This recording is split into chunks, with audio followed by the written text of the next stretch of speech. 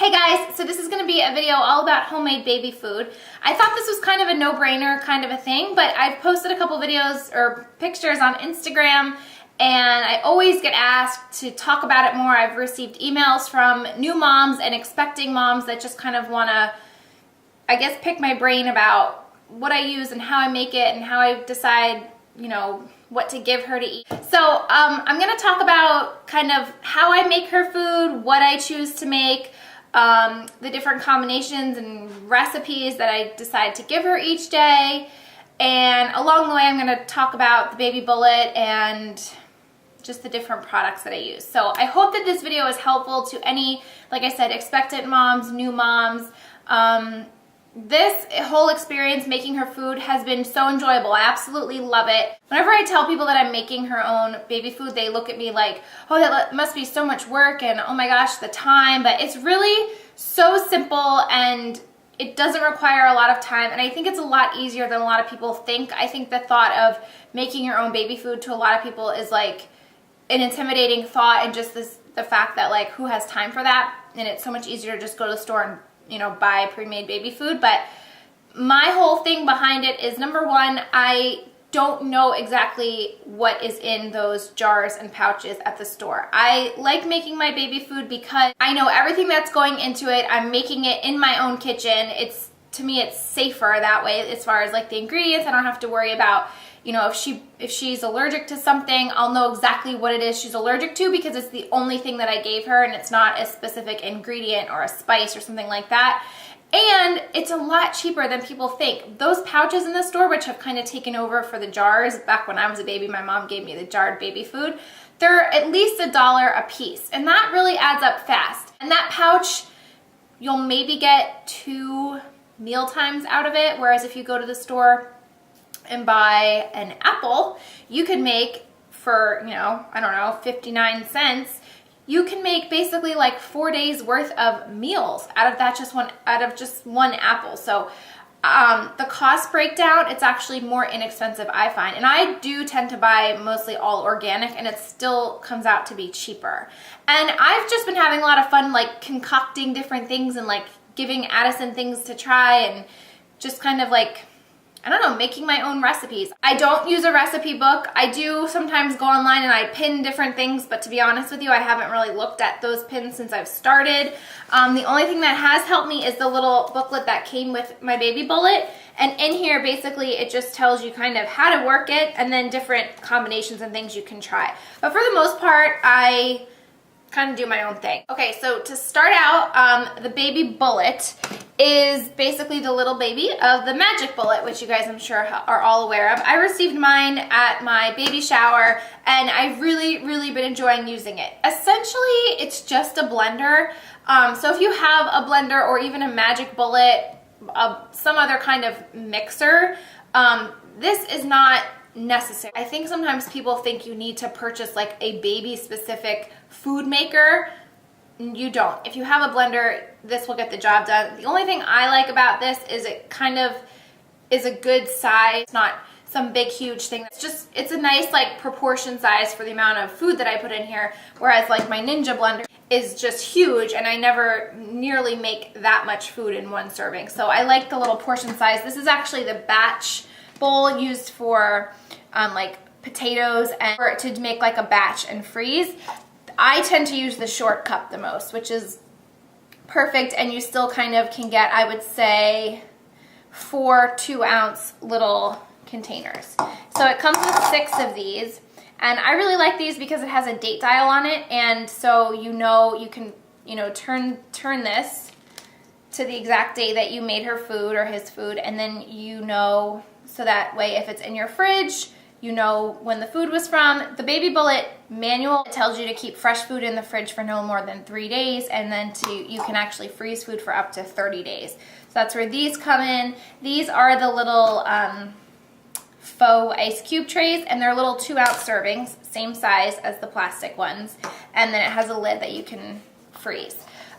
So I will say too, in the manual, the proportion sizes, like they tell you 1 avocado yields about 4 servings of the Baby Bullet. These are always wrong. Like I have made like 1 apple yields 3 baby bullet servings. I mean, you really have to go by the size of the apple. Not all apples are the same size. If you get a large apple, you'll obviously get more. If you have a smaller apple, you'll get less.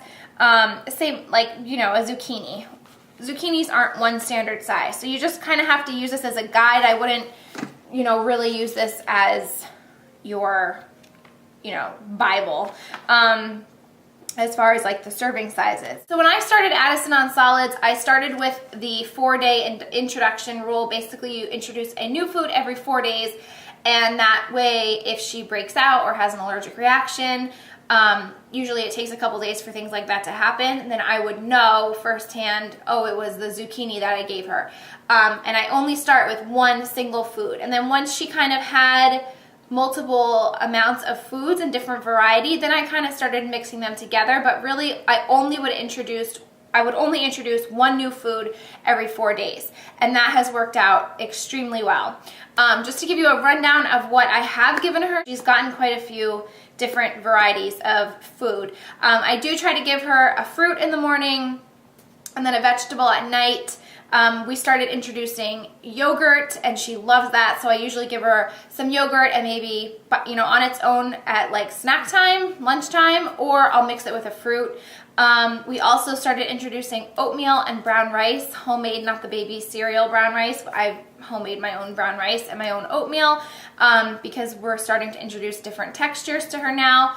And so as far as the different fruits she's gotten, she loves apples, she loves pears, mangoes, peaches, blueberries. This week we're on strawberries, which she loves. Banana was, I think, the first thing that we introduced her to. She loves bananas. Mangoes, did I say? What else?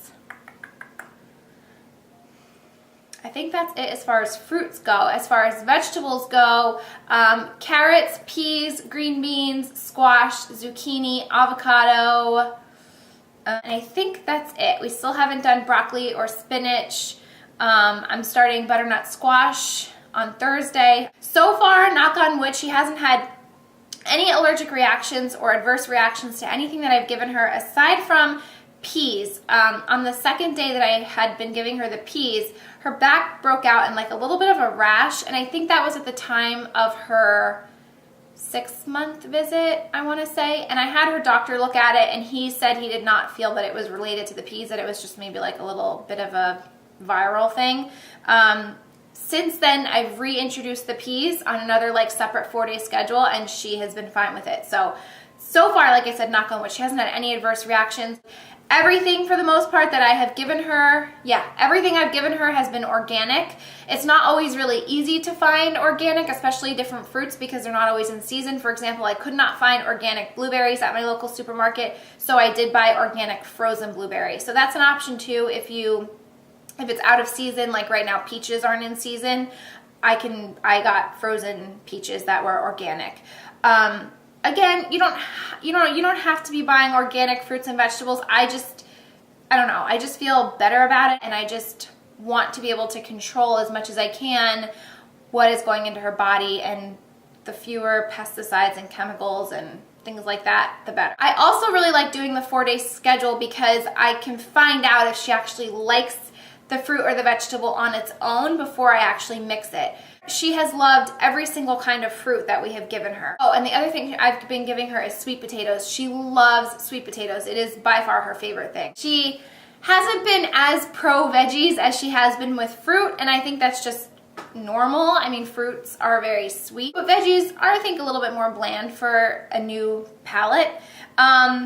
So she likes carrots on its own. She did not like peas or green beans on their own. However, I've recently mixed carrots with the green beans, and she slops it right up. So that's been fun too, kind of just like, okay, you don't like that by itself. I don't completely not try it again. I do try it again, and I just maybe mix it with something else. Squash. She hated squash. She would like, you know, as soon as I'd touch it to her lips, she would be spitting it out. But recently we introduced squash, and I mixed it with apples, and she loved it. So that always makes me feel better. The oatmeal, I I tried by itself. She wanted no part of it. I recently have been adding banana and strawberry to her oatmeal, and she loves it. She eats the whole thing. So if I can get her to eat oatmeal by just adding a simple little fruit to it, that's what I do if it'll get her to eat oatmeal. I have not used any kind of salt, sugar, cinnamon, sweetener, or anything like that. I'm kind of waiting for the green light from my doctor. I also haven't introduced any kind of meats or cheeses or dairy aside from yogurt. I haven't done any of that. Haven't given her any kind of puffs or finger foods or anything like that. She has no teeth yet, and I'm just really nervous about giving her like anything like that. Whereas I know that they dissolve in their mouth, but I don't know, just the fact that she doesn't have teeth yet makes me really nervous to try anything.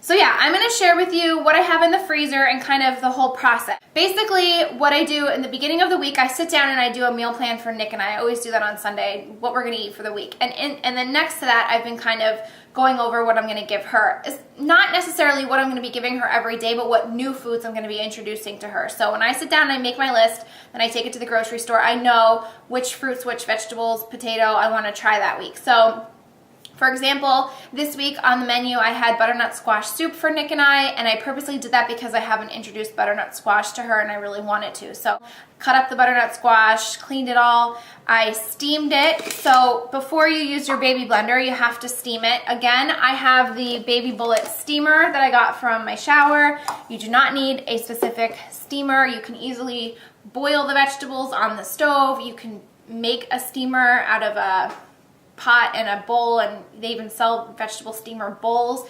So again, a nice little luxury to have. It's really convenient. I'll give you just a quick rundown if you're interested. It has 5 different settings. It comes with a little manual, so it tells you like if you're steaming an apple, which setting to put it on. Basically, I just chop up the vegetable, the potato, the squash, whatever, put this on here. You put about a cup of the water. This is the little cup that it comes with.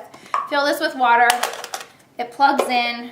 Stack your fruit or your vegetables, put the lid on, and it steams. Each setting is different timed. It beeps when it goes off, and it's done. The other thing that's nice that comes with the steamer are these little dishes, and you can either heat up your baby food if it's in the freezer, or I use these for like peas and blueberries, loose things like that I don't want to have to, you know, deal with falling through here or something like that. The chunks are a lot easier than like the loose little peas or something like that. So that's really nice. And that goes on like that. So again, a nice thing to have, definitely not necessary. And it takes up a little bit of counter space. So that's something to think about. So once my food is steamed, I put them into here. Sometimes I have to do this, like use this like 3 different times, 3 different servings, depending on how much, especially like with potato. I tend to cut up the potato slices a little bit smaller because potatoes usually take a little bit longer to cook. So I have to do them in like 3 different batches. Put them in here, put the lid on. There's actually 2 different, this is for milling like oatmeal and brown rice, the grains to get them a little bit smaller. The one with the 4 blades is actually to crush the food. So put the lid on, and then this just works the same way as your Magic Bullet. It's a small little thing, plugs in, you push down. You can set it and let it go if you want it really pureed, or you can just do like little pulse action if you want a little bit more of texture, which is what I'm doing now because we're starting with more textures. And then that's pretty much it. And then what I do if it's a new food is I take out 3 of these little plastic jars. I fill these up to about, these are 2-ounce jars. I fill them up to like about 1 inch from the top. And these go in my fridge, and this is what she's gonna eat, you know, by itself for the first 3 days. And usually that's like, you know, it's either 1 fruit or 1 vegetable. So I'll be giving her combinations in the morning or at night, whichever. And then the single one on its own when I introduce a new one. And whatever I have left, because I typically do have stuff left, I would freeze. Now, this is, I definitely wanted to mention this. I am not a fan of this ice cube tray, this frozen food tray. The portion sizes are perfect. However, once they're frozen, once they're frozen, I pop them out and I put them in Ziploc baggies and I put the label and I put the date on there. These are so difficult to get out of. Like, I had to have my husband do it a couple times. I've had to run it under hot water. They just are not they don't pop out very easily. So I don't even really use this. What I did was I went to Bed Bath & Beyond. They're in my freezer right now. I went to Bed Bath & Beyond and I bought the same exact concept. They're little silicone ice cube trays. And these are what I use. This is strawberries right now. Like I said, I introduced the strawberries this week. So these are 2 ounce servings. These are about 1 ounce servings. So I just pop out 2. Instead of giving her one of those, I just pop out 2 cubes. And then you just put them in the microwave. I start with 10-second intervals to heat them up. And I just want them to be like warm, if not room temperature, especially veggies. Fruits, I tend to leave them cold on the cooler side. I don't heat the fruits through. Veggies, I do. But these trays are so much easier to pop out. They break up really easily. You kind of just, you know, wiggle the trays and you can already see like they just pop out so much easier. So I have a few of these and I just line them up and stick this in my freezer, and then I pop them out and I put them in little Ziploc bags. So here are some of her foods. And the most fun part for me is kind of figuring out like what she's gonna eat each day and kind of making, like I said, my own little concoctions. The night before, what I do is I stick whatever I'm gonna give her for breakfast, I stick it in a little ramekin and I put that in the fridge so it's defrosted by the morning, and then all I have to do is heat it up if I need to. Like I said, if it's a fruit, I don't tend to heat fruit up. If it's defrosted enough, I'll just give it straight from there. And then in the morning, once I pull that out of the fridge, I go in the freezer and I take out what she's gonna have for dinner and I put that into the fridge so that can defrost all day. So I just label each bag and I put the date. So this is avocado, banana, oatmeal, peaches, sweet potato. This is an organic white, green beans, peas, brown rice. I have more in the fridge. I didn't pull them all out. And then in this one, these are some leftover carrots that I had from last week, and then my butternut squash that I made yesterday, and then I will be giving her in a couple days. So normally what I would do is just pop these out and put them into a Ziploc bag, but I just haven't done it yet. And then that's pretty much it. I'm gonna put these away so that they don't defrost. I have pears in there and apples. I just kind of play around and see what she likes. The other cool thing is you can, you know, if you introduce a fruit or something and you're not sure if she likes it or doesn't like it, like for blueberries, I kind of wasn't sure. She was eating it but spitting it out, but then she would open her mouth for more. So I would give her, you know, I gave her straight blueberries for the first 4 days, and then and you can introduce like, you can mix oatmeal with blueberries or strawberries with blueberries if you've already introduced that food. You just don't want to introduce more than one new food at a time. So I wasn't sure, so I gave her like 2 days of straight just blueberries in the morning, and I wasn't sure. The next day I added like a banana to it and she loved it. So then I would add like just oatmeal and blueberry, and she did that. So it's kind of just all like trial and error. It's just experimenting, mother's instinct. You'll be able to tell, your baby will let you know if he or she likes it. The other thing too that you can do if you don't want to look up like recipes or buy a specific baby book is sometimes when I'm in Target or the grocery store, I go to the baby food aisle where they sell the pouches, and I just kind of take a little inventory of the different combinations that they have. And some of them do not sound appetizing at all to me, but I'll see like what they mix, like what fruits and vegetables they mix, and I'll either like write them down or put them in my phone or just remember them, like, oh, that's a good combination to try. I haven't done any like recipes where you know, it's like 3 different ingredients and then you steam those and blend them together and then put them in the ice cube trays. Because if I do a recipe of like, you know, a fruit and 2 vegetables and I make a big batch of it and she doesn't end up liking it, now I just wasted those fruits and vegetables and she's probably not going to eat them. But if I do each fruit or vegetable separately, and then I can make my own little combinations, if she doesn't like that combination, I'm really not at a loss aside from that serving, and then the next day I can just try something else. So that's why I haven't really done specific recipes. Like for example, I've seen a recipe that added, that was like butternut squash, spinach, and pear, I think it was. If she doesn't like that, now I'm at a loss and I can't separate them because they're already mixed, so that kind of stinks. But if I have a bag of spinach and a bag of pear and a bag of butternut squash, I could maybe try the butternut squash and just the spinach, or the butternut squash and just the pear, and I can kind of see what it is that she doesn't really like, and I'm not losing out on my time making that, and then of course all the ingredients. So I think it's really wise to just have individual baggies of each fruit or vegetable or potato, and then that way you can mix. Like I said, she loves sweet potatoes so much, and when I first introduced the carrots, she wasn't a huge fan. So recently I've been mixing sweet potatoes, peas, and carrots all together in the same little dish. She loves it. Like, she literally could lick the bowl clean if I let her. So there again, like, it was trial and error, and now I got her to eat carrots. So it's kind of just, it's just all really fun. But I think the take home, the thing that I wanted you guys to know is that it does not take a lot of time. The preparation, I would say it maybe to do one vegetable or a few apples to make for the week, maybe takes me 20 minutes by the time it's like steamed and blended and then put into the ice cube trays. Have in the freezer probably like 2 months worth of baby food that I don't need to be worrying about making new.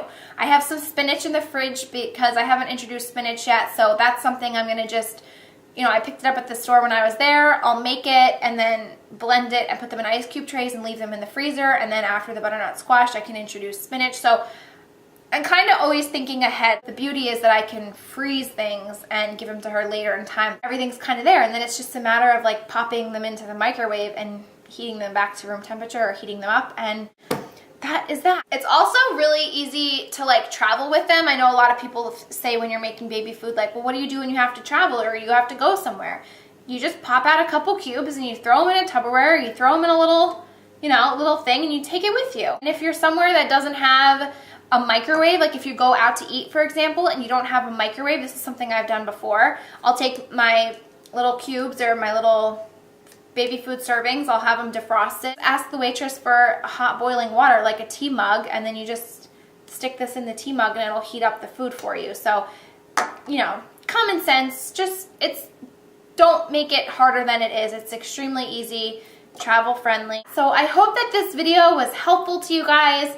I'm not all over the place. I feel like I had a lot of information that I wanted to share with you.